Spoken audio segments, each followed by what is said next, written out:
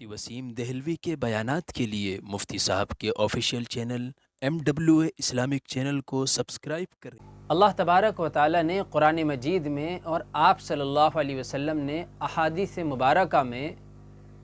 ماں باپ کی کافی فضیلتیں بیان فرمائی ہیں، اور یہاں تک بیان فرمایا آپ صلی اللہ علیہ وسلم نے رضا الرب فی رضا الوالد، یعنی ماں باپ کی رضا میں ہی اللہ نے اپنی رضا کو پوشیدہ رکھا ہے، یعنی کہ جس کے ماں باپ ہی راضی نہ ہو تو اللہ اس سے راضی کیوں کر ہو سکتا ہے۔ معلوم یہ ہوا کہ اللہ تبارک و تعالیٰ کی کوئی فرما برداری میں لگا ہو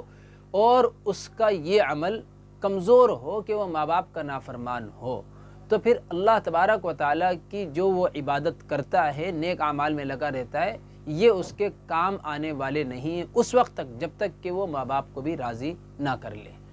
اب ہم یہ دیکھیں کہ جہاں ایک طرف اللہ اور اس کے رسول صلی اللہ علیہ وسلم نے قرآن و احادیث میں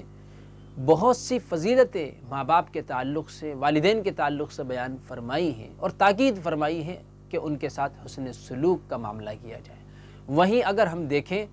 تو صحابہ کرام رضوان اللہ علیہم اجمعین نے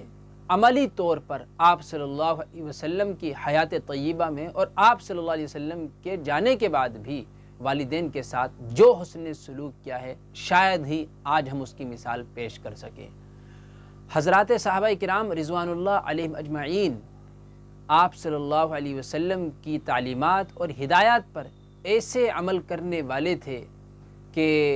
آپ صلی اللہ علیہ وسلم کے جو ارشادات تھے صرف ان کو سننے تک وہ محدود نہیں رکھتے تھے، بلکہ اس کو عملی طور پر اپنی زندگی کا حصہ بنایا کرتے تھے۔ حضرت عبداللہ ابن عباس رضی اللہ تعالیٰ عنہما کے پاس ایک شخص آتا ہے، وہ شخص پہلے نبی کی خدمت میں گیا اور نبی کے سامنے اس نے اپنی ایک شکایت رکھی اور یہ عرض کیا کہ یا رسول اللہ،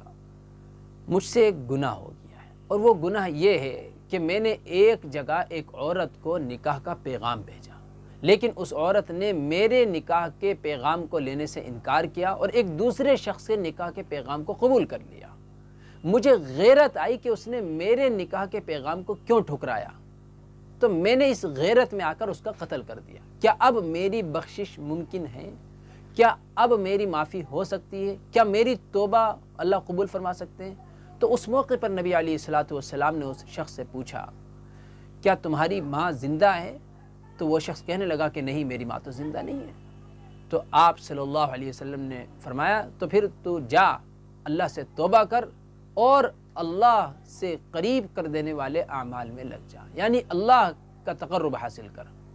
یہ بات اس شخص نے سن لی اور وہاں سے چلا آیا، لیکن اس کو یہ بات سمجھ میں نہیں آئی۔ تو حضرت عبداللہ ابن عباس رضی اللہ تعالیٰ عنہ کے پاس وہ شخص آتا ہے اور پوچھتا ہے کہ نبی نے یہ کیوں فرمایا کہ کیا تمہاری ماں زندہ ہے؟ تو آپ فرمانے لگے